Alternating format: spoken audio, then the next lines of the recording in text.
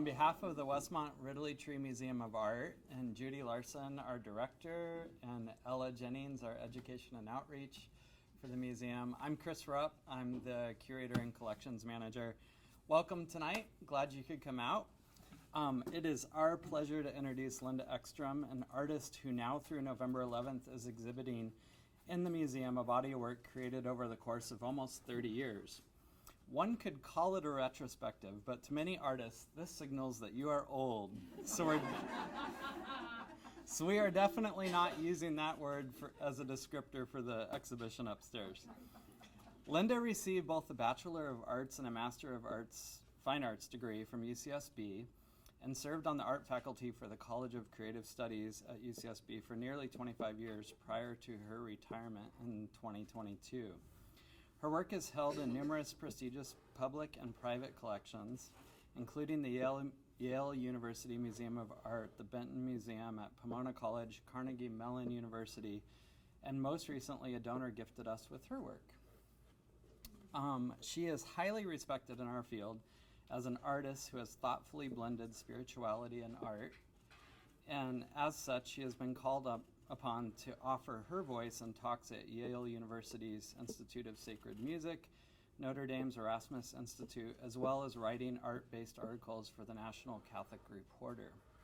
Naturally, when the new Cathedral of Our Lady of Angels in Los Angeles was being built, Linda was invited to serve on the committee to select artwork for that space.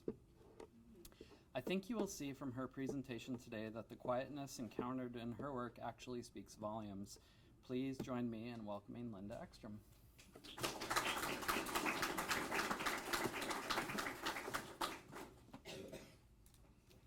Chris is going to make it real dark in here, so if you want to sleep, you'll be able to see the slides better. I want to start by thanking some people. I want to thank Judy Larson for this amazing opportunity to show my work here at Westmont and to the larger Santa Barbara community. Christopher Rupp for his installation skills, his photographic skills, his support in getting the show up and going, and also for this beautiful catalog that Kimberly Hahn and Christopher worked on, and Ella for all of her support as well. So thank you very much. I also want to thank the Department of Art because over 7 summers, Linda Foster, Marie Sheff, and myself checked into the Westmont dorms, and we ate dorm food and we worked in the studios, and I want to especially thank Nathan Huff and Megan Sterling because they let us use their studios for those retreat residencies, as we called them. And then, of course, I want to thank my husband, Paul, who's here for supporting my work over the years. And you know how when you get an Academy Award, if you don't thank your spouse, you're in big trouble. So I want to thank him. Okay. I'm going to start with this image, a very old image. People often ask me how I started making art with religious themes, like the works you see in the museum.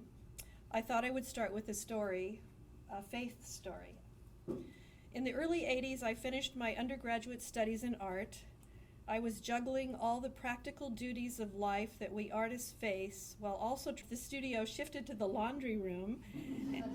And for a while, I rented a studio in Summerlin. Eventually, I returned home to the studio that my husband Paul built behind our house. This is some of the work I was making when I downscaled to the laundry room. Fittingly, I was depicting women, goddesses, historical figures like the patroness Uda releasing her from the bondage of a cathedral wall. I even created a work about Lot's wife on the right. I experienced a dilemma. At that time, I had also returned to the Catholic Church after at least 5 years of being away from any religious practice. I was deep in the throes of questioning my place in the world as an artist. I felt like being an artist was a luxury. So many in the world were in need. How is my being an artist helping anybody? I questioned my purpose and finally came to the decision that I would quit being an artist and find another way to help in the world. At the time, I was also being pulled in several different directions by friends and relatives who were born-again Christians or charismatics, and they were worried about me being a Catholic. Okay, so I decided I would attend a Catholic charismatic conference in Anaheim, maybe try out being a charismatic. I headed south to the conference, and on the drive I had lots of time to think about what I would do now that I was no longer going to be an artist. What more worthwhile pursuits would I take up? The first talk I attended was given by Father Michael Manning, who was a leader in the Catholic charismatic movement. He had a TV show. It was a very large session, probably about 300 people in the room, and the topic was the history of the charismatic movement in Christianity. It was an interesting talk, and at the very end he said, "I have something else I want to talk about. It's completely off topic from my talk, but something that's really pressing heavy on my heart this morning." Then he asked, "Where are the artists in the church?" It was perfect. Where are the artists? The church has had this long history of making beautiful sacred art. Why is that no longer happening? If any of you want to stay around and talk about this, I will be here for a while. The room cleared out except for about 5 of us who stayed behind, and I don't really recall anything else except that I knew in that moment I had been called back onto my path, my life's path. It was kind of a swervy path at first, figuring out what I should do as an artist and a person of faith. I continued to create art in my studio practice, and I started exploring liturgical art in my parish, decorating the space for liturgical seasons. In 1986, I was chosen by the Santa Barbara Museum of Art as one of 5 artists who would create a temporary site-specific work in downtown Santa Barbara as part of Art Scene. Each applicant had to first get a location and then get permission from the property owner before applying. I approached Trinity Episcopal Church, and Bishop Barrett generously agreed to allow me to create this fabric wall, a symbolic expression for the wall around Eden. I continued with both my studio practice and my liturgical art. I started teaching part-time to children, and after 7 years, I decided to apply for graduate school to focus on studio art. In 1994, I entered the grad program in the Department of Art at UCSB and began pursuing an emphasis in artist books and conceptual forms. I began with my focus on the poet Emily Dickinson. I had recently finished embroidering a pillowcase with her handwriting and started altering a Bible, which I'll say more about later. Soon into the program, when an art professor saw the altered Bible, he insisted that religion and art had nothing to do with each other anymore and discouraged this direction. While in grad school, I continued as a liturgical artist in the Catholic Church, and I had also begun working as an illustrator of books for a major Catholic publisher in Chicago. However, I kept this part of my creative practice on the down low with my peers and faculty in the program, and I felt like I was living this double life in the arts. The professor's comment about art and religion having nothing to do with each other anymore did ring true in some ways. It was the 90s and the height of the culture wars started in the late 80s. Artists like Andre Serrano and Robert Mapplethorpe, who made controversial art touching on religion or gender identity, were being used in political battles by certain political figures who demanded censorship and threatened to pull funding to the institutions who showed their work. My studio art and my liturgical art were very different pursuits.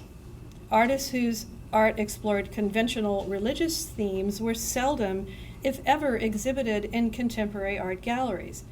And for the most part, church art patronage was non-existent. Churches were not interested in art that did not reverently translate or illustrate the stories of their theology. Sadly, the church would never purchase such challenging examples of the Virgin Mary as these 3 for their worship spaces. And as you know, Professor DeBoer's book, Visual Art in the Worshiping Church, is also a very illuminating resource on this subject that I look at a lot. I was perplexed. Since the beginning of time, humans have sought to express the divine in material forms, and I wondered why this creative impulse would simply cease to exist in the last 150 years or so. After the professor's comment, I decided to venture across campus into the Department of Religious Studies, where I found a grad seminar titled Feminist Thought in Jewish and Christian History. It was a paradigm shift for me, and that it opened my eyes to the expansive history and practices of religious peoples, particularly women. It enabled me to begin seeing my work as part of a longer trajectory of history and not just an expression of my own personal religious piety in the moment. In 1996, I created a Holocaust memorial space on the UCSB campus and finally resolved my life as a studio artist with my closeted life as a liturgical artist. My interest in art, sacred space, and ritual finally merged in this space when Rabbi Steve Cohen led a ritual reading of David Roski's Night Words with the Hillel community on Holocaust Memorial Day. 2 years later, I created a second Holocaust space in one of the rooms in the University Art Museum while the museum was undergoing renovation. And following this second space, I began creating some objects that extended from the Holocaust spaces. The Ascension dress that you see is one of those works, and it's in the current exhibition. In 1996, during the final critique of my graduate year, a visiting professor, art critic Dave Hickey, walked through our MFA thesis exhibition and discussed each of our installations. When he came to mine, he looked around and he asked, "What's going on here? Is this faith or critique?"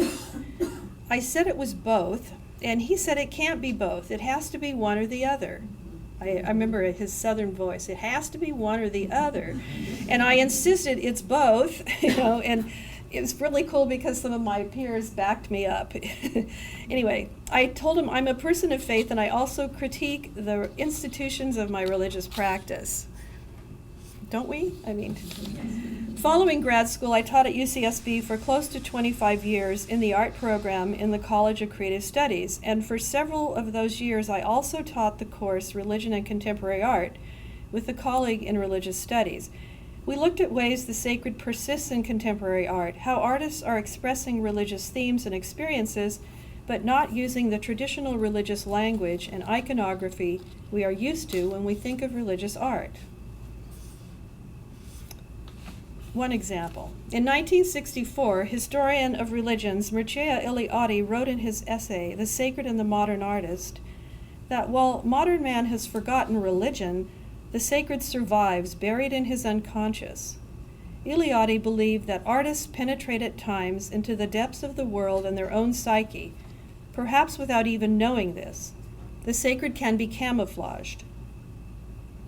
In this work, we see that Nancy Holt drilled holes in huge concrete culvert pipes and placed them strategically in the Great Basin Desert in northwestern Utah. Holt wanted to bring the vast space of the desert back down to a human scale and draw attention to the relationship between humans, nature, and time. Now, concrete pipes in themselves do not make us think of the sacred. Yet in our course, we talked about how in a work like this, the sacred might be camouflaged. If we look deeper, we see that Holt is harnessing light, bringing the stars down to earth, inverting our perspective, providing us with the ability to understand the majesty and mystery of the cosmos, marking eternal understandings of time and space, enticing us to make a pilgrimage into the desert to experience her archaeoobservatory, framing space as sacred space. This is Bernini's work showing Saint Teresa of Avila in ecstasy, and we know this as religious art emplaced within a sacred space. On the right is one of my works in the show. It is a cut text piece in which I create an icon of the saint, not by depicting her image or form, but only by using the words she herself wrote to describe her state of ecstasy. Now, my work, of course, pales by comparison to Bernini's, but I show these two works to point out how vastly different the same religious subject matter might appear in the language of contemporary art. My work might be seen as an example of how the sacred can be camouflaged in a contemporary work. I'll now talk about some of the key works in the exhibit and add a few others to expand on my background. But I want to start with the works that are in the entryway to the museum, because these works exemplify, for me, a ritual dimension, which is a key component in my practice. So the first one is The Long Walk, which is a series of drawings using silver pin on Japanese Mitsumata paper. And the other series is the Labyrinth drawings, and I'll talk about them both. I experienced both drawing processes as ritual meditations on interior and exterior understandings of time and space. In the Labyrinth drawings, I trace with my finger the path from an image of a labyrinth. At the same time, I use my opposite hand to draw the path. I look only at the image of the labyrinth and never at my drawing. I use ink to draw the path into the center and pencil to draw my way out. The overall design of a labyrinth can be seen only from its exterior in the bird's eye perspective looking down. Its interior can be understood only by walking the path, or in this case, by drawing it. And we are going to have a labyrinth walk as part of the show. In the Long Walk, I started with a daily walk on the Westmont campus. I then returned to the studio, closed my eyes, and retraced my pathways, drawing them from memory. Each drawing in the Long Walk series represents several days of walking through exterior space. Each drawn mark relies on the interior space of memory. Two other works in the entryway. In both of these, I practice what I call readings, with a W, R-E-A-D, an action in which I both read and write simultaneously. Your One True Home started with a daily ritual practice of reading from the Buddhist monk Thich Nhat Hanh's writings. As I read and wrote his wisdoms, thoughts came to mind, and I wove these with his words. In Meditation on House and Universe, I began with the writings of French philosopher Gaston Bachelor and his book, The Poetics of Space. While reading and writing from the chapter House and Universe, memories of the houses I had lived in, or reflections on home as both domestic and symbolic space emerged. These thoughts were woven into the writings. In religious practice, there are classic markers that denote ritual practice.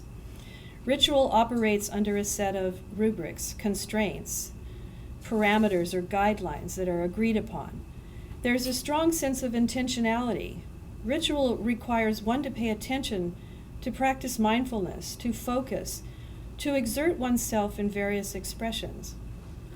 These guidelines and intentional actions are carried out over a duration of time in which there may be a sense of conscious time lost, or time passing without notice. Ordinary materials are often converted or transformed by the action into something extraordinary. We can say as Christians, we think of bread and wine transformed into the Eucharist. In ritual action, the body is made different, transformed, elevated, renewed, enlightened, or even transported. To me, and to perhaps some of us here, some of these ritual markers are akin to the experience we have when we enter deeply into an art-making process. In finger prayers, the goal was to go further. I wanted to create a work as a ritual prayer. Each tiny pearl-like ball is formed from a line of text in the Psalms. Each was rolled between my fingers as I quietly meditated on the biblical text. Liza Liu is one of our most unique artists. In her work, I see a pronounced ritual dimension. The idea for the beaded kitchen struck Liu while she was talking to her grandmother in her mother's kitchen in San Diego. Now, Liu had recently dropped out of the San Francisco Art Institute after only one semester and moved in with her mom. She remembers her grandmother asking, "Well, honey, what are you going to do now?"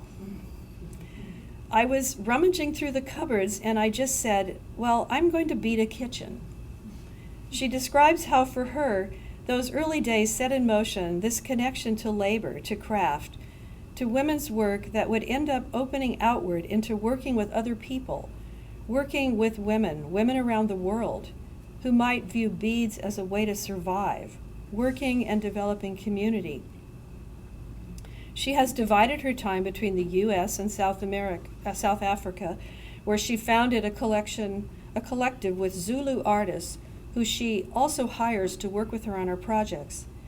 In her work, we see a pronounced mindfulness, exertion extended over long periods of time, materials that are converted. To make work like this, the body has to be transformed in some ways, made different. I'm not saying Liza Lou's work is a religious practice. I'm suggesting that her practice requires the type of actions that overlap or share a zone with those of ritual practice. Liza Lou says that she hates the word obsessive. That's a word that's often used to describe artists when they do labor-intensive work, so don't use that word. Okay. She then says, calling it obsessive is summing up someone's life work as a mental oddity. What's far more frightening for people is to consider the possibility that I'm completely aware of what I'm doing. As Peter Shadle writes, Liza Lou's work is a sum of choices, intentional and purposeful. For me, the altered Bibles are also a sum of choices, intentional and purposeful. Spherical Bible was the first Bible I altered. I have been working on a series inspired by the poet Emily Dickinson and trying to imagine a form for Dickinson's spirituality.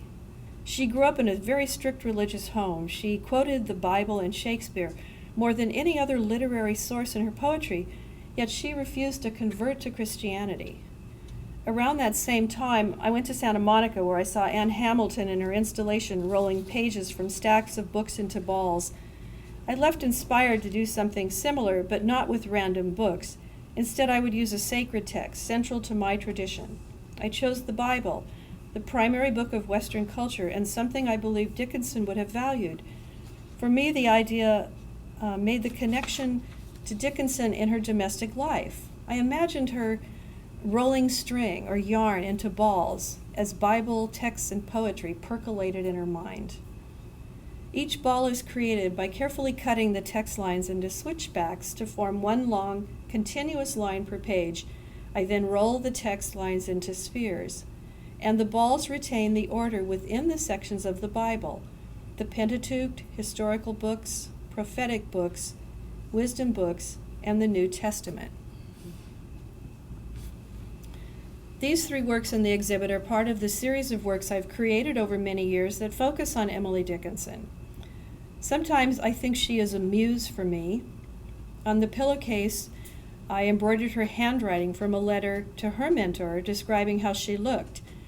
The pillowcase is stuffed with shredded Bible.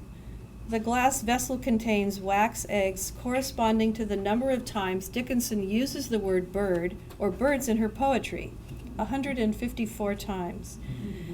The bottom image is a limited edition book of images and poems I wrote in memory of my visits to the Dickinson homestead in Amherst and the Houghton Library at Harvard. In 1995, I exhibited the work in the top right corner, Sophia Logos, in a juried exhibition at Westmont Reynolds Gallery.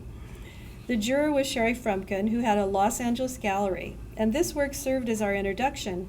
In 1996, she began showing my work in her gallery until she retired the gallery in 2010. I credit Sherry with introducing my work to curators, collectors, and critics, which opened the way for many national opportunities. This early work, the small image, is in the collection of the Yale Gallery of Art. But I created a second version, Sophia's Logos, on the left with the ribbon, for the current exhibit as a way to draw a connection between the earlier exhibit at Westmont and the current one. Sophia, meaning wisdom, is an expression of the feminine aspect of God. In the book of Proverbs, she is described as present at the beginning of creation. When there were no depths, I was brought forth. When God established the heavens, I was there playing before God all the while. Logos, meaning word, offers this new altered Bible as Sophia's words. As a feminist, I'm aware of the male perspective that has bound the Bible together over the ages and how women have been excluded and written out of much of the history of Jewish and Christian traditions. In disrupting the Bible's ordinary readability, I transgress the ways the words have been arranged, secured, and co-opted by male consensus. And here's just an image of the last show that I had at Frumkin Gallery. In 1996, I placed 2 Bibles in a beehive, and unfortunately, we couldn't borrow these for the show because the collectors felt they were just too delicate. Before placing the Bibles in the hive, I counted the pages and opened them to the center of the book, which was in the Psalms. In one of those Psalms was a phrase in reference to honey. I had imagined the books coming out of the hive with honeycomb perfectly distributed across the pages and oozing with honey, but this was not the result. Instead, the bees had their way with the book. They ate through pages and in doing so revealed words and phrases to create new lines. They deposited honeycomb and honey randomly. One of the women in my grad critique, Siobhan Arnold, noticed how in the Bible we see the matriarchal system of the bees overlaid onto the patriarchal system of the book. I hadn't even thought of that. I was struck by her interpretation, and it expanded my awareness of the work. I no longer saw the piece as mine alone. It was a collaboration with the bees, but even more so, it seemed to be their work. St. John Chrysostom once shared in a homily, "The bee is more honored than other animals, not because it labors, but because it labors for others." And by the way, in the Bible, honey is mentioned 61 times. But think about the bees. I mean, we steal their honey. They're not making honey for us, but they're pollinating the world for us. Here are 3 configurations of the same work. Tangled extends the Bible pages into one long continuous length of twine. The book breaks from the cover like a ropey version of a scroll. In the exhibition catalog, Leah Ullman poetically describes the twisted strands of Bible pages as a scribble, a tumbleweed, or as a single rope coiled in a box, the line a suggestion of infinity. And finally she writes how the line continues to redraw itself, rewrite itself in space. The text curls into a tight beehive mound.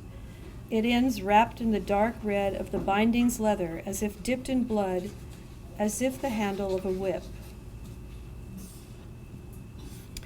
In philosophy and literary analysis, deconstruction generally tries to demonstrate that any text is not a discrete whole, but contains several irreconcilable and contradictory meanings. Thus, interpretation remains open. Deconstruction is not so much a dismantling of things as it is an acknowledgement and demonstration that things are inherently dismantled. There is no solid ground. Many contemporary artists use strategies of dismantling to break through myths of stability and finite interpretations. My process is really antithetical to scholarship in the way one understands biblical translation. I explore translation in another way, by delving into the Bible in physical, tactile ways, to uncover meaning and reorder the form. When I cut apart a Bible, it is overtly subversive. When I reshape a Bible into a new form, it involves an intentionality that touches on reverence. My work has been described by some of my Jewish colleagues as visual midrash. Midrash is the practice of exploring any word or phrase to uncover meaning in the Torah. Works of midrash often occupy the meeting ground between a reverence and a love for the wording of the fixed text of the Torah and a theological creativity. In his book, God in Search of Man, A Philosophy of Judaism, Rabbi Abraham Joshua Heschel writes, "How is it conceivable that the divine should be contained in such brittle vessels as consonants and vowels?" Isn't that beautiful? To this very day, they are hyphens between heaven and earth. When I alter a Bible, attention remains in wanting to hold on to readability, yet the altered forms open ways the book might take shape beyond literary arrangements. But the words are still there. They're just twisted, rolled, tucked under, and pressed down. In the end, an essence of words is offered to be read as fragments in a back and forth between the fingers and the eyes, a sensual and sensory way of reading the text. The Bible is often treated like a cohesive whole when it is more like a library, a collection of books. Chain presents a way of seeing the Bible's library as linked pages from Genesis to Revelation. Chained opens the pages of the books of the library into a long linear form. The chain also recalls the various forms throughout religious history, such as ropes, ladders, poles, spires, and more, that refer to the axis mundi, the connection between heaven and earth, thus understanding the Bible too as an axis mundi. In Perst, each page is cut into spirals to allow the text to unfurl from the confines of the book and spill out into the world. Separating text from context symbolically releases the words from a fixed meaning. The tangle suggests the sensuousness of women's hair. This makes a reference to the many stories in the Bible that justify ways to circumscribe women, specifically the female body. What is surfacing in the altered Bibles is a sense for all that lies behind the Bible. This is how it looks. I am positioning myself way out on the periphery of interpretation of story, of ritual and iconography. In deconstructing the Bible, somehow for me, the act takes up the whole of the Bible's history into my experience as a woman, as an artist, and as a Catholic. It is me taking back the Bible from patriarchal constraints and returning to earlier experiences where as a child I learned to kiss the Bible in a sacred action. These altered Bibles live within the tradition of religious iconography as sacred word transformed into sacred object. The Women of the Bible began many years ago during a week when I had lunch with two different women friends. One of them's here tonight. It was each on separate days. One woman said to me, "There are so many women in the Bible." And then the other woman later that week said, "There's hardly any women in the Bible." So I started to investigate. This scroll is the fourth exploration on the topic, and I think it provides the most comprehensive list. According to Women in Scripture, a dictionary of named and unnamed women in the Bible, there are only 205 named women in the Bible. And from what I've been able to find, there are approximately 1,770 named men in the New International Version of the Bible. The 205 named women does not account for the women who are in the stories as unnamed characters, as many are almost impossible to track. And trust me, there are also far more unnamed men than there are unnamed women. So for unnamed women, I included central characters such as Samaritan woman at the well, or less central characters like the women assembling at the tabernacle. For the remaining unnamed women, I just listed pronouns such as girl, sister, mother, concubine, widow, etc. to represent them. And not surprisingly, many of the named and unnamed women are also included by association to a man. So Abigail, the wife of David, or Gomar, concubine of Hosea, or Rahab, the prostitute who saved Joshua Oxah, and so on.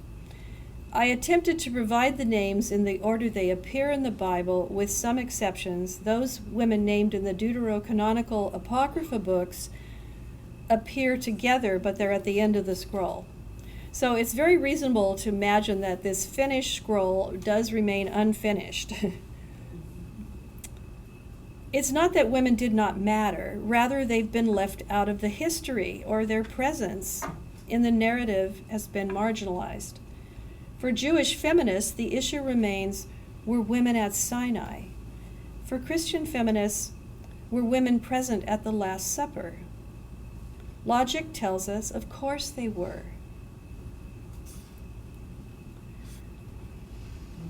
We know they were in the upper room at the Pentecost.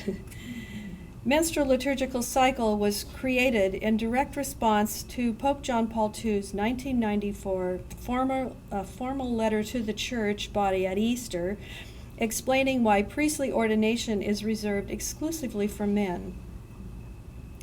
The primary reason given was based on Jesus' male gender. Women being prohibited from priesthood expands beyond their full participation in the liturgical rituals of the Catholic Church. It also excludes them from decision-making power, held only by ordained men who advance through the ranks to become bishops and cardinals. The blood stain of menstruation, unique to a woman, served as the raw material for this work.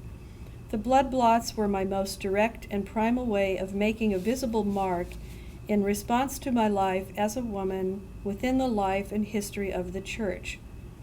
I understand my use of it as tied to the many ways Christianity has elevated the sacred aspects of blood.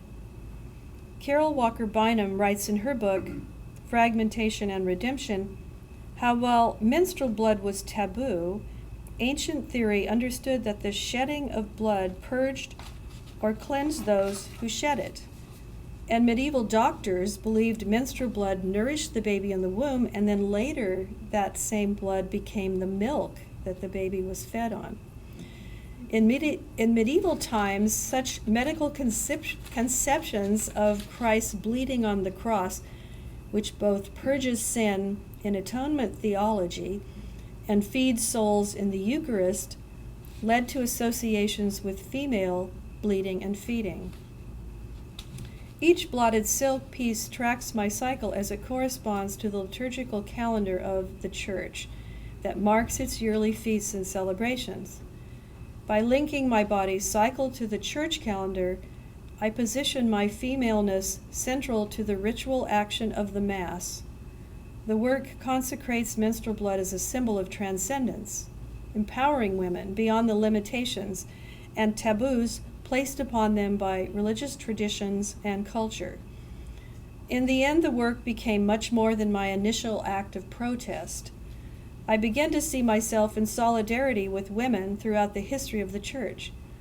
I also gained a fuller understanding of how women mystics, such as Hildegard von Bingen or Julian of Norwich, defined ways women could fuse with Christ's body because their flesh could do what his could do. It could bleed, feed, die, and give life to others.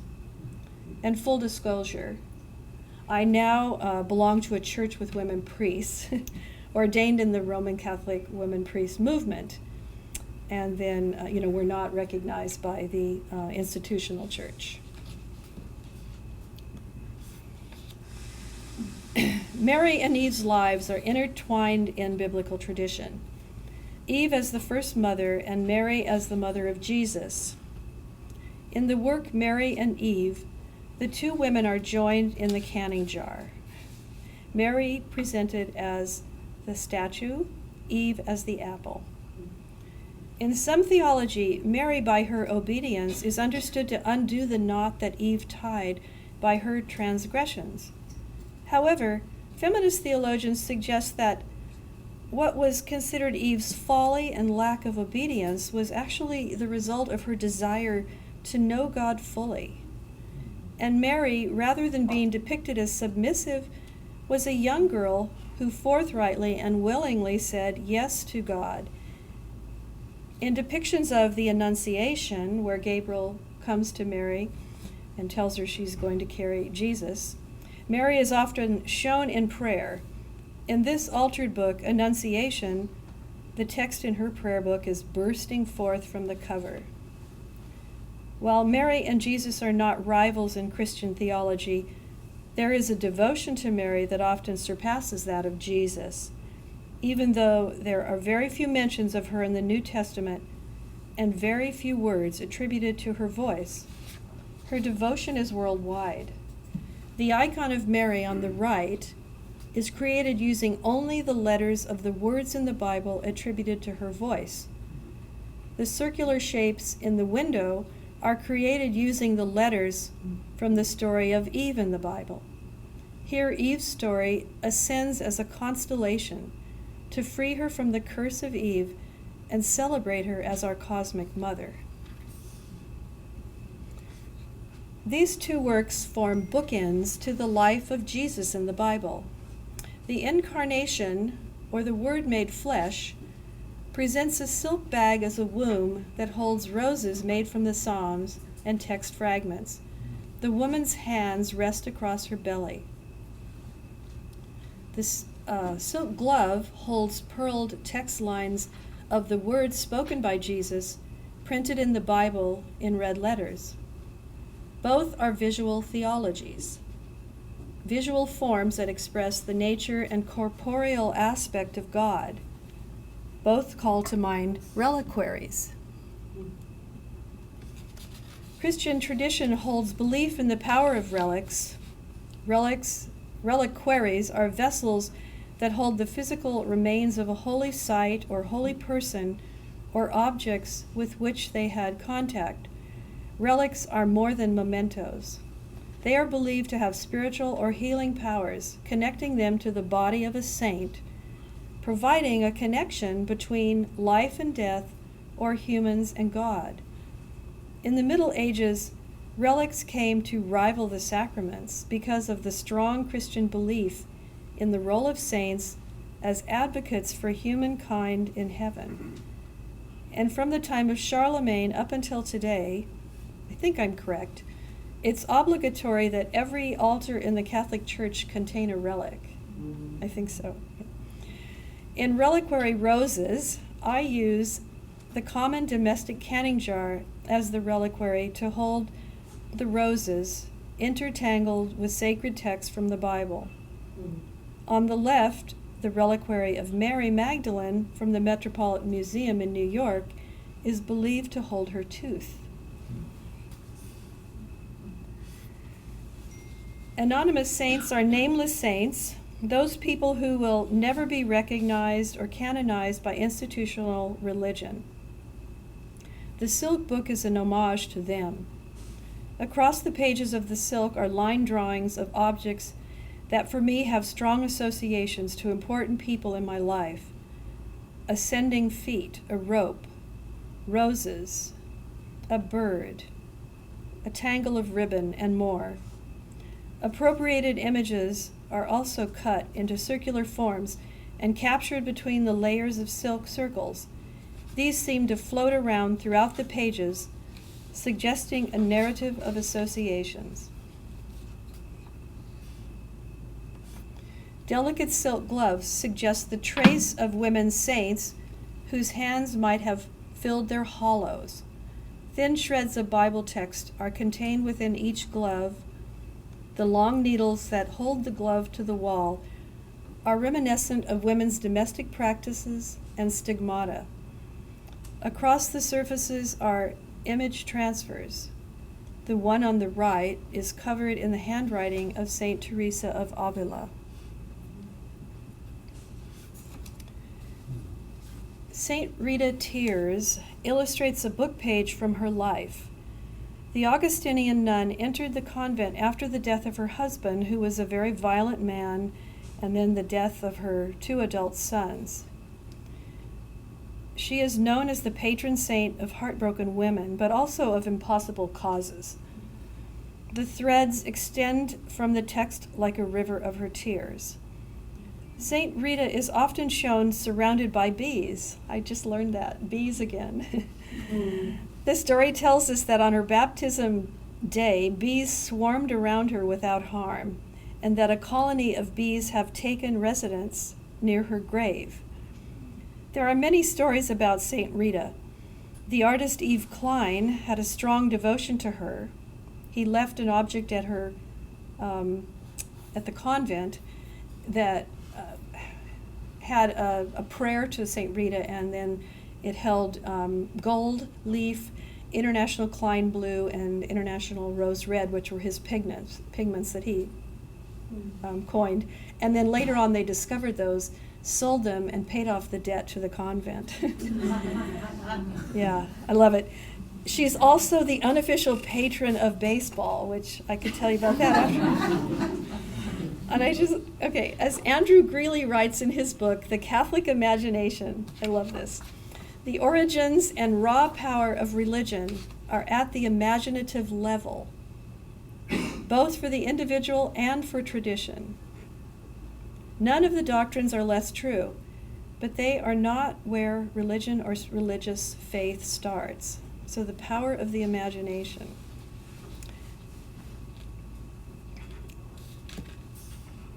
Saint Teresa of Avila was a Spanish Carmelite nun who experienced mystical visions. She was a central figure in the renewal of spiritual and monastic life and contemplative practices.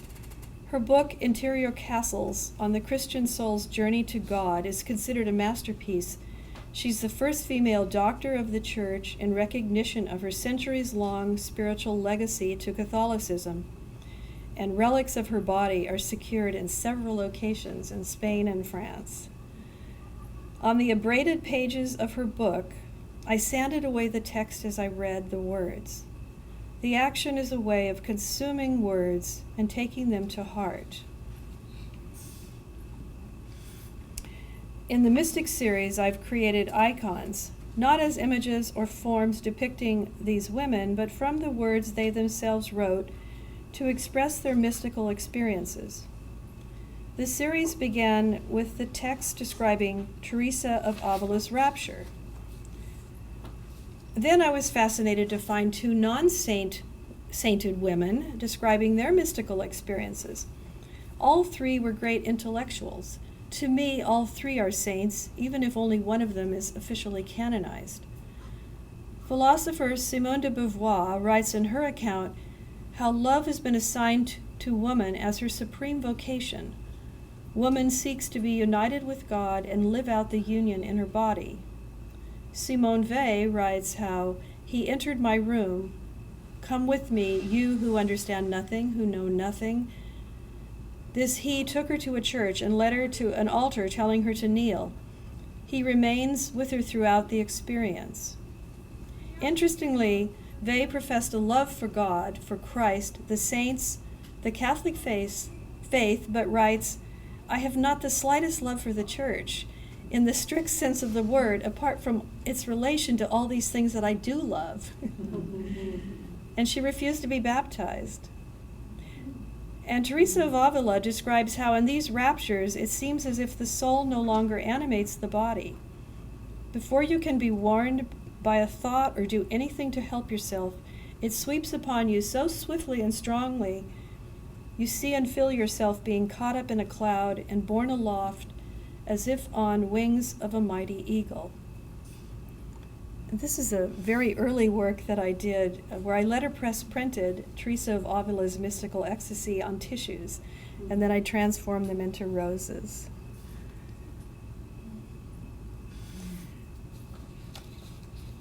Each of these works represents a prayer for peace from 8 different religious traditions. Each of these traditions have a desire for peace, and yet through the years there has been and continues to be such discord between religious factions. But in these 8 works, the distinctions are no longer apparent. A friend observed how in the text one cannot exactly see what is in contact with what. They appear as words in the act of reading. Another noted how she sees only a texture of words and how the voices of these prayers are uplifted as one voice. And that was my goal, to unite the voices in making this work. And last slide. This final embroidered work touches on a method that I've been using in some of my newer works that are in the museum also, but I didn't include them in the lecture. But I included this work in the talk because it expresses something important to me. The phrase came from one of our seminars in grad school. The professor talked about how artists risk alienating their audience in many ways, And in doing so, we risk causing the demise of our own profession. They impressed on us that as artists, we need to communicate with our audience, be in dialogue with them. They added, you need to love your audience, not in a sentimental, sappy way, but in a more profound way. Love is honest. It can be brutally honest. It's challenging, blunt, complex. Love is startling, hard to deal with. It's mysterious. So the phrase has stuck with me ever since when making art, and I try to hold the audience in the forefront of my mind, to love the audience when I create work. Thank you.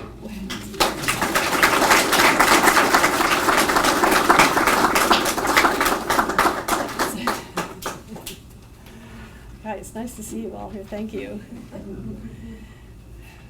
So, I guess. We take some questions? Yes, certainly. Questions? Or comments or anything. Hillary. I just think this is so synergistic. This is the Feast of St. Francis and the Synod that's going on in Rome right now. Oh. About the role of women. And I applaud you for your work in recognizing the silent women.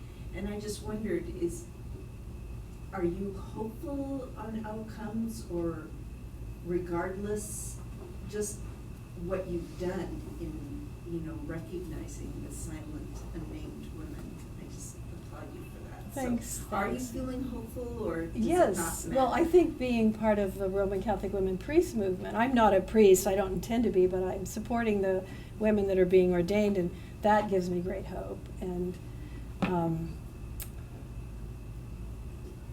the church moves in century time. It's very slow to move. So I was more hopeful when I was younger. I kept thinking, I'll probably see ordination in my life, and I don't know if I will. But you have. But I have, except that, I mean in the institutional church, if they ever really Whether will. it's recognized. Yeah, or whether not. it's recognized. I mean, prophetic movements operate on the margins, out on the margin, and that's how change happens. And I feel like these women that have stepped up to be ordained, and it's going on throughout the world, and in forming intentional communities, that's a prophetic movement that can eventually become a center and build around it. So, yeah. How do you cut out those letters? Okay, that's a good question. I work up an Illustrator file. So I type up the text, and then I put it into Illustrator. And in Illustrator, which is part of Adobe's suite, you can kern the text, move it closer together, and collapse it so it touches. So they're all touching. Then I reverse it, and I have a gray background, and the letters are white. So now I can see what I want to cut away. So it's Tyvek, which is fairly lightweight. That white material that you get those envelopes in the mail that you can't rip, Okay, so it's Tyvek. I can buy it by the yard. Print it onto Tyvek, and then I cut away the letters, the negative space, and then that leaves the letters. So I use an X-Acto knife, and I do it by hand, and it takes a lot of time. It's purposeful. That's where I get into the meditation part. Elizabeth. I just wanted, your work is stunning, and you're so courageous. Thank you. A lot of what you've done. The menstrual cycle, putting that out as art is just stunning. It's amazing. Thank you. So, thank you. Thank you. Thank you. It's very moving to me. Thank you. Yeah. Okay. Any other questions? Never cut up a Quran. I'm not going to. Yeah. No, I'm not going to. I feel like I choose the book of my tradition. I'm not, So. You had a word in your exhibit about the cutting up and, a sacred text you had. What was the word or the phrase you referred to? Well, it's sacred word, and then I transform it into sacred object. That's how I see it, as a sacred object at the end. And growing up Catholic, we had objects that a lot. We're not iconoclasts at all, Catholics. You know, we love our stories, and we love our saints and objects, and so we always had those in the church. And you know, the Bible in our home was something, if you were dusting it or whatever, you would kiss it afterward. You know, so we saw it as an object. So is that what you mean, sacred word transformed into sacred object? I think so. I can't remember exactly, but it just kind of gave me an insight. Because I always thought, oh, this is a holy book, you know, that can't be altered. But in altering it, it's transformed. Mm-hmm. Well, and we see it in a new way or something. Yeah. We experience it in a different way. If you pick them up and hold them, you know, I was saying this the other day, there's billions of Bibles out in the world, and I've probably altered about 20 at the most, you know, so I'm not trying to, you know, subvert the Bible and destroy it. I'm just saying, how do we read it? We look at it, we look at the words, we take it into our minds and hearts and meditate on it. We also argue about it. We also debate it. You know, there's a lot of ways we use the Bible. The Bible also gets used as a weapon sometimes, you know. And so I'm just saying, why don't we hold it, bring it to our heart, feel how it feels. You know, the one thing I regret is my work winds up so you can never touch it. It would be nice to have a show where people could come in and really touch the work. Not suggesting it, Judy, but I mean, maybe that'll be my next work. I'll make stuff that people can really touch, because You talked about just the act of rolling up the beads and how meditative that was. it is, yeah. And in fact, there's a piece that's at the Benton Museum, Pearl Bible, which is very much like seed. And to finish that, I asked a lot of women friends to come over, and we sat around a table and we talked, and we made the little pearls rolled the text, and it was really a neat evening. And one woman just kept reading them all. It was really neat, you know. Yeah. Yes. I was just gonna ask you too, because your work does seem so delicate, people can't touch it. How do you store it, or I just take care of it? I bought a lot of boxes from the Container Store that well, they're plastic, so they're not gonna, the paper won't get They don't get molded and stuff. right. Like They're that. It's not and paper. then I place things around them. Sometimes I build structures to put them in the box. When I ship them, it can be a problem. I have to really, fasten them down.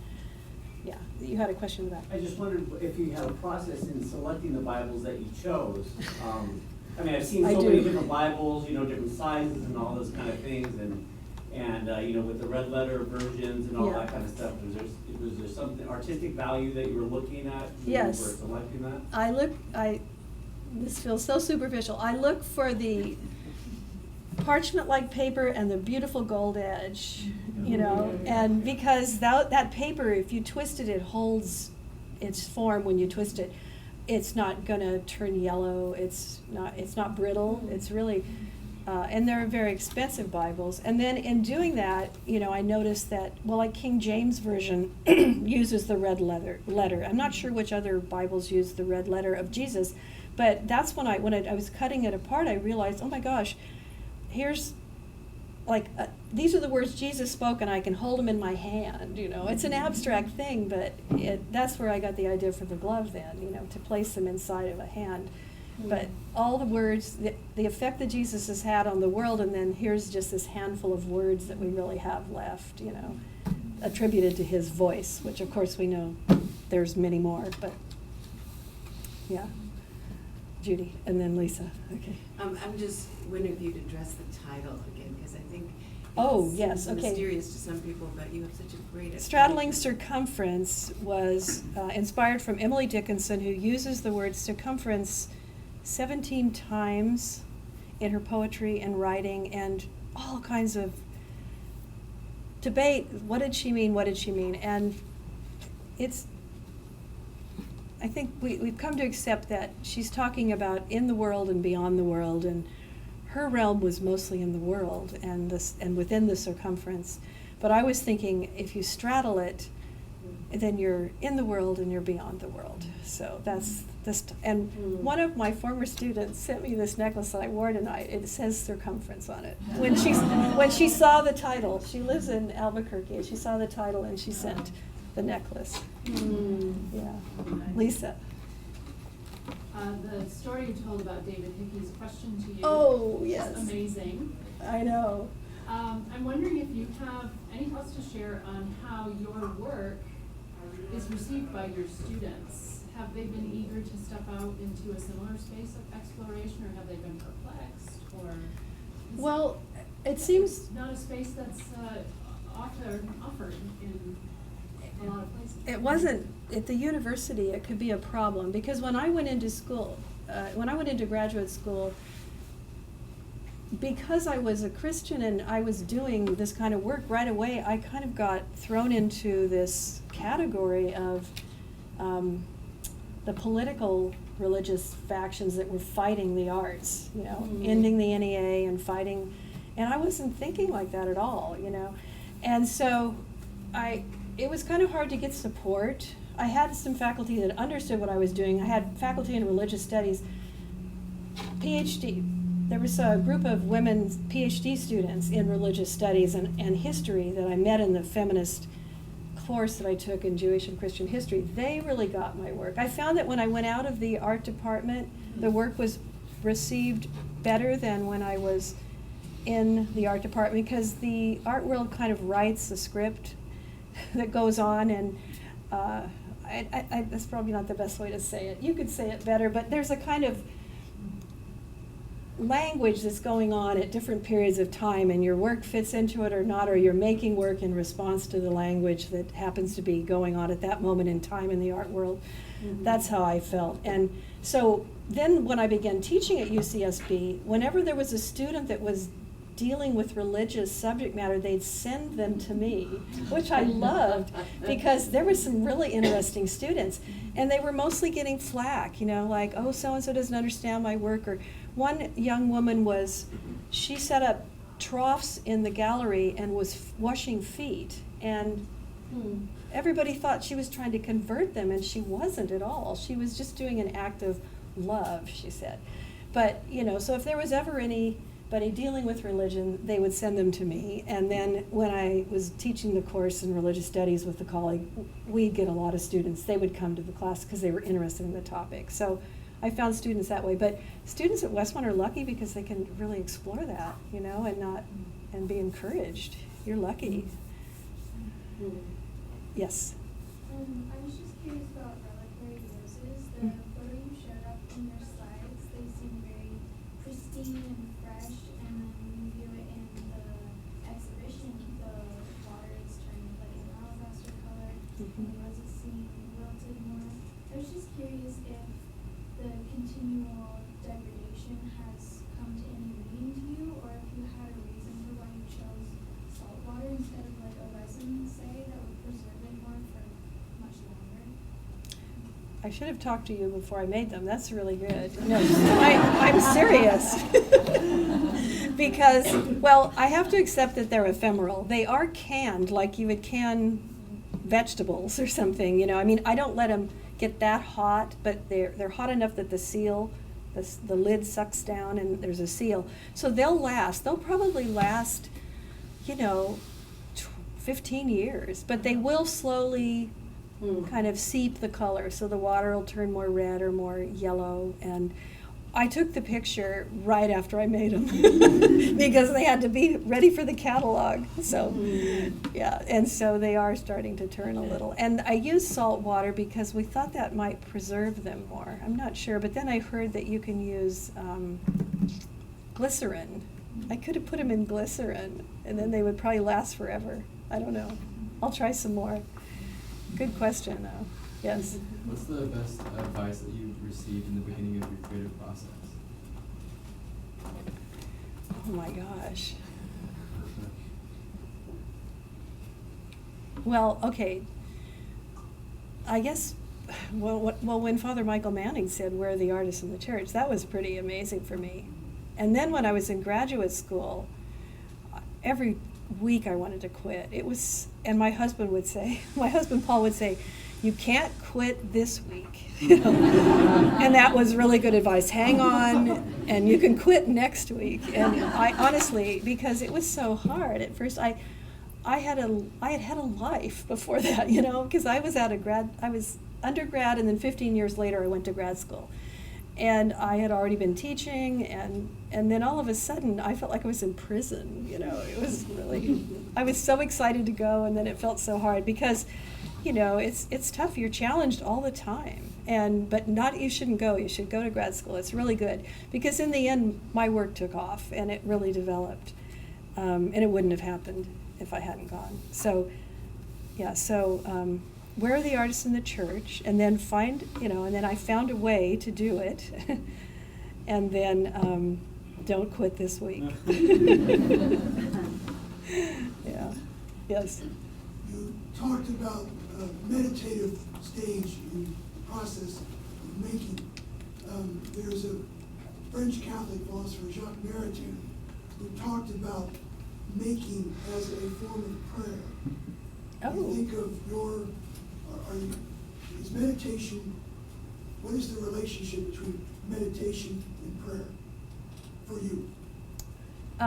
Well, for me, they're the same thing because, I mean, I never became a charismatic. I'm too much of an introvert. So I finally settled, my spiritual practice is more contemplative, although I'm really bad at contemplative prayer. I wish I could be better at it. So to me, meditation, when I say meditation and contemplation and contemplative prayer get all intermixed. But when I'm making art in the studio, I'm not always thinking that I'm praying or anything. I'm in a zone, I'm in a meditative zone or a space that I think does overlap with the classic markers and ritual. But I like what you said. Would you say that again, Jacques Maritain? Jacques Maritain was an early 20th century French Catholic philosopher. I know his name, yes. Interpreter of Thomas Aquinas. Okay. From modern times. So a lot about making. Mm-hmm. Making as a practice of virtue, and the virtue was prudence. And also making as a form of prayer, which again wasn't every time you made something, but just cultivating the virtue of prudence led you to certain forms of prayer. Okay, yeah. Well, I would agree with that, yeah. Anybody else? Oh, yes. Then you. You mentioned a little bit about the versions of the Bible. Does the version of the Bible that you use in your reconstructed Bibles have any part to play in the meaning behind the word? Well, I did once use a Hebrew Bible in one piece, and it did, because the idea was, George Steiner said the homeland is in the text for the Jews that were wandering in the diaspora, and wherever Torah was read, that was home. It became home. And so I did do one where I used a Hebrew Bible, I guess it would be the Torah, and I cut it and compressed it into an acrylic box so that it formed a cube, and then I lifted the box off and it held itself in a cube, but it was also very fragile and then could be scattered in the same way. So I did think of that. Yeah, that would be one. Otherwise, I'm kind of looking at the quality of the Bible so that it will last over time when I alter it. Yeah. That's a good question. Thank you. And you had one back there? I was just curious on how, when approaching your work, especially the altar of Bibles, how do you maintain that level of sacredness when you approach it? How do I maintain the sacredness when I'm doing it? Yeah, because I feel like that kind of work is very contentious, and I feel like a lot of people disagree on how it should be viewed. So, do you think that there's some sort of line on what separates it from kind of sacredness and everything? And destruction? Yeah, Like destruction. what? That's a very good question. I mean, the way people perceive it, of course, is going to be the way they interpret it. And in contemporary art, we respect people's interpretations of our work, even if it's different than what we intended. I did have somebody come into a gallery where I had work, and I was sitting there, and they didn't know I was the artist, but they came by and they saw the Bible and went, right on, way to do that. Oh. You know, and I got, oh, so they saw it like, oh good, she's cutting up the Bible. But in the years that I showed with the gallery in Santa Monica, which was 15 years, she said that the response was always people seeing it as reverent. And I think the trick is because of it's the form that they're in. You know, I'm not tearing them up and scattering them and wadding them, and, you know, they're very, very structured and very carefully reordered. So I've seldom found people seeing them as destructive. More so, they see them as reverent. Now, when I was in grad school, I did have one of my peers say, what are you? You can't do that. My mother's, you know, he was a Boston Catholic. My mother would have a fit if she saw this. And he just really, it was grad critique night, and he just came down on me. Another student picked it up, it was the spherical Bible, picked up the ball and tossed it to somebody else who caught it. I quickly grabbed it and put it back down.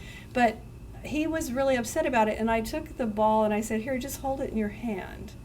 And he held it in his hand, and he kind of calmed down and quieted. And he felt it. And he later said to me, I could really feel something when I held that, and I could tell that you were not doing something to destroy the Bible. So that was kind of a good lesson. And also, because it raised such a lively discussion, I thought, well, this is kind of interesting. I'm going to do more of these, because I'm getting a reaction, a response, which we want, you know, but it raised a good discussion too. When you had said about the scraps too. Oh, okay, that's a good question. Yeah, when I have scraps or pieces left over, like I have a little jar in the studio right now, and I burn those. I don't throw them in the trash, you know. So I burn them, and then I take the ashes and put them under the plants. I guess I cremate them. I know when scrolls are old, Jewish people put them in clay jars and bury them. That's one tradition. I think they're called genizas, maybe? Is that right? They put them in a long clay jar. Okay, and Sue, I saw you. Yeah, there's so many wonderful things about the continuity Thank of you. your work. To me, it's so vast, and how you decide on what you want to pursue and how you go about doing it is masterful. So my question now is, now that you've had this exhibit, you have several pieces in museums, your mind is still active and working hard at figuring out what's next. I think this was a retrospective. Now what's next? I don't see you taking a breather. I think, you know, I don't see you like, oh, finally, it's all over with. You know, you're going to continue going. And I just kind of wonder, do you have a favorite, something that you've been doing for a long time that you just can't stop doing? I'm just curious as to what's next. Well, thank you. Gosh, that's really a hard question because, well, you know, I have acquired a letterpress. And Paul gave me a big part of the garage. So now I have my own studio and I have part of his garage. But I want to do, I had an idea and I was planning to do it for this show, but we moved the date up. But I have this idea to do a series of prints on women in the Bible. So that's something I want to work on. I want to work more, I think, on women in the Bible, or in Christian women. And I've got, you know, with Rebecca's talk last week and seeing the work all together, I realized, gee, I do really have some stuff going on with mystics. I'm going to look into that more, you know. Like, this work has been made over a long stretch of time, and then you do it and you pack it away, and when you pull it all together, you know, when you get to have an opportunity like this, you go, oh my gosh, this is what I've been doing for the last 30 years. This is what I've been doing. You know, you never get that opportunity as an artist because you put things in storage, you put them in, you know, you have it on the wall a little bit, somebody buys something, it goes away. So it's really wonderful to see it all together. So I think I want to do something on women. And then went over to the Mission to hear Lisa's talk and see the Sistine Chapel, I guess they're tapestries, yeah. And I got interested in the Sibyls too. That was something that I want to explore a little bit more too. But I definitely want to print, and I have been moving in the direction of artist books. I didn't show them tonight. There's a lot of artist books downstairs in the cabinet, and then some embroidered books that I've been doing. So I want to continue with bookness, work that has bookness to it also. Linda, Yeah. would you mention the prints you have available? For Oh, sale in the yes. gallery? Not only do we have this catalog, but we also have, I made some limited edition prints. One of them has all the women's names in the Bible, and the other is all the words that Mary spoke, or no, all the words attributed to the story of Mary. So descriptive sentences and in the 4 Gospels. And Those are for sale. $75. 75, and I made those with my intention to benefit the Westmont Museum. So they're very nice. They're letterpress printed on handmade paper. Yeah. So, Christmas. yeah, Christmas presents, perfect. Can I introduce my priests? Oh, please do, yeah. Yes, yes. First of all, I just want to say thank you for your dedication to being a detailed person. Not only detailed, but you blend it with meditation. And there's something, it's like your work is being birthed over and over and over again.